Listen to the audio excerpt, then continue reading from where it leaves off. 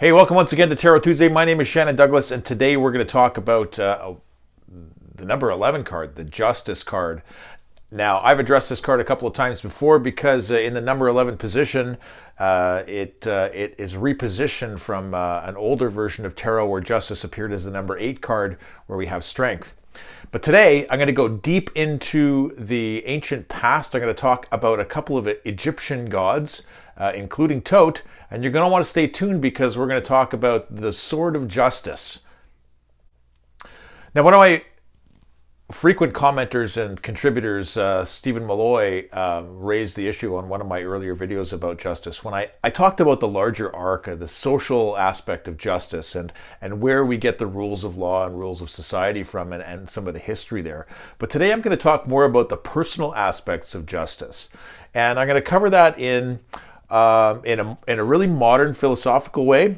And I'm going to touch on a very old concept from Egyptian mythology and cosmology that spelled Ma'at, but pronounced Mayet.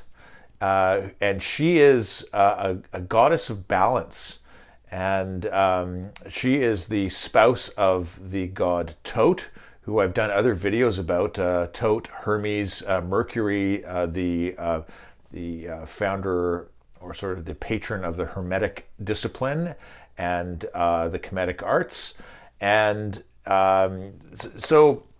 maybe first I'll talk about the most recent expression of this concept, and it comes from psychologist and modern philosopher intellectual Dr. Jordan Peterson. And he is fond of saying, and he wrote in his book 12 Rules for Life, that you should never do anything that makes you weak. And I met a young guy, Ryan, a couple of weeks ago when I did a workshop during the full moon phase and did some storytelling and engaged in some energy work with a group of people. And Ryan is an adherent to this practice of this idea of don't do anything that makes you weak. Now this ties into some psychological constructs, but it ties into the stuff that I've been doing on spirit guides and the unconscious mind. So if you want to check out some of those videos, I'm going to post some of the links up here. The notion behind never do anything that makes you weak comes from Jordan Peterson's sort of language around truth-telling. And he asks people to consider how often we tell lies, whether they be little lies or big lies. But in the moment that we tell a lie, and I've had a practice like this for many years. Someone told me when I was 18, maybe even 17 years old, raised the question of truth-telling and honesty and integrity with me. And he said, and he was one of my, I look at him as one of my great mentors. His name was Jerry Treptow. And he said, when you tell a lie, no one will ever know who you are, including you. And so it's extremely important to always tell the truth, because the moment you start a path of deception, not only do people around you not know who you are and have an inability to trust you, but there's some kind of deep part of yourself that recognizes that we tell a lie. And if you've had this experience, you can feel it immediately. You know if you're centered in your truth, or if you're kind of bending it a little bit. There's a feeling that you get inside.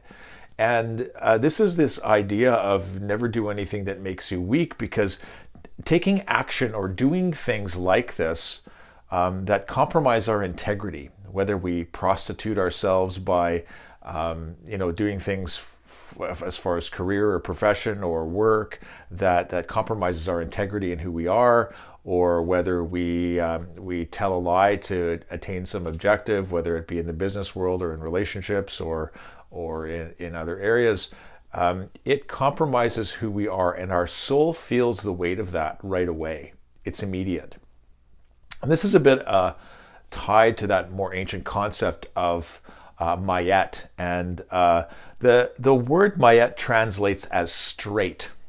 and some of her symbols are this ostrich feather, this white ostrich feather that ties to the ritual or the process of weighing the soul against its deeds.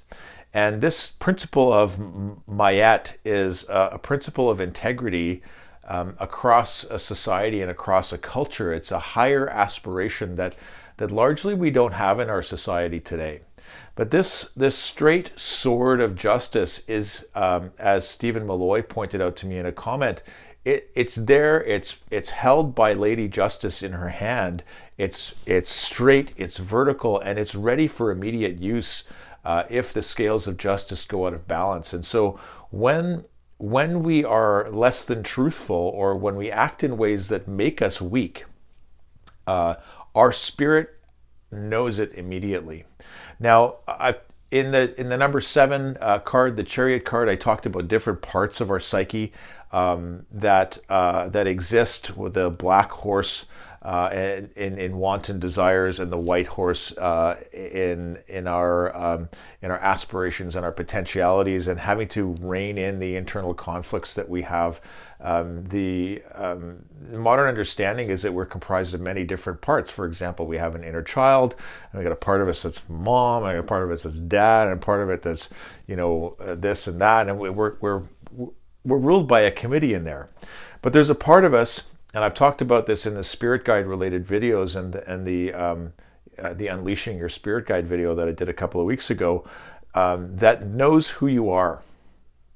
And when we compromise our integrity by telling a lie, or doing something that makes us weak, or violating the principles of Mayet, our soul knows it, and it starts to form a basis of our identity at a soul level.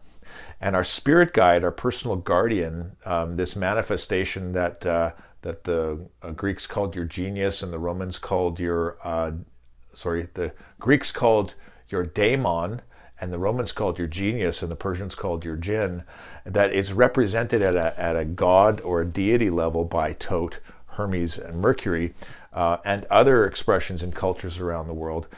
This spirit guide knows this, and acts according to this unconscious self-image that we have of ourselves. So as we act in the world, and as we either adhere to principles and behavior that makes us strong and increases our integrity within ourselves, or we do things that make us weak, our spirit guide knows this. And if we think about the law of attraction, or what Jung called synchronicities, this is the part of us, this relationship that attracts things to us. So if we have an unconscious self-image that we are not a good person, the spirit guide, our guardian, our daemon, acts according to that and fulfills that representation of self by manifesting things in the exterior world. So this impact on our soul is absolutely immediate, and we feel it at some level. Now, there are people who have taken the art of lying to literally historic proportions, and have created such an alternate ego, or persona is probably the better word. Persona means mask. Have created a persona of self that the spirit guide, or that aspect of our psyche, will defend at all costs, because of the vulnerability of this self-image that exists at the soul level. This is where Lady Justice, where Mayet stores information. Now, another word for this lack of integrity, or for these violations of soul, is sin. That's the Christian term, and I don't want to get into the etymology of that word sin. It goes back a lot farther than the Christian concepts, but for the time being, let's think of that simply in terms of how in Christian tradition we view sin. It's a violation of our rightness with God and with our fellow man. And that involves trespassing against somebody or some group. And those kinds of trespasses create the same weight upon our souls as lying does. And So the concept of the forgiveness of sin is conceptually about transforming this internal image and releasing the pent up energy of a broken or a compromised self-image that our spirit guide, our daimon, our personal genie or jinn sort of acts in relationship with for us. So the story of Egyptian, going way back into Egypt, goes like this. Thoth, no one really knows how to pronounce his name, the ibis-headed god, the messenger of the gods. He's the inventor of language and writing. He's the liminal spirit that brings information across the threshold from the unconscious or from our intuition at a higher level and brings images into our mind. We understand this now in our cognitive maps in cognitive psychology. This Egyptian god form is the husband of Mayat, of justice and straightness. So these two form a couple within the psyche. And when an individual dies, Thoth is the psychopomp, Thoth, the psychopomp, meaning that he is the conveyor of souls to the underworld. And one of the magics of the messenger of the gods, Thoth, Mercury, Hermes, is that this figure is able to move through the three worlds unlike any of the other god forms. And so Thoth conveys the soul of the departed to the underworld, where there is a ceremony with Anubis and the scales of justice and the feather of Mayat on one side of the scale, Lady Justice and her straightness. And one's heart is weighed against this white ostrich feather. And this determines where our soul goes in the afterlife. But this is, again, I've talked about associated experience and dissociated experience. This is a metaphor for something that happens to us in every moment of our lives when we act with integrity or we fail to act with integrity. And so these god forms and these myths and legends convey to us the kind of important information about the nature of justice itself.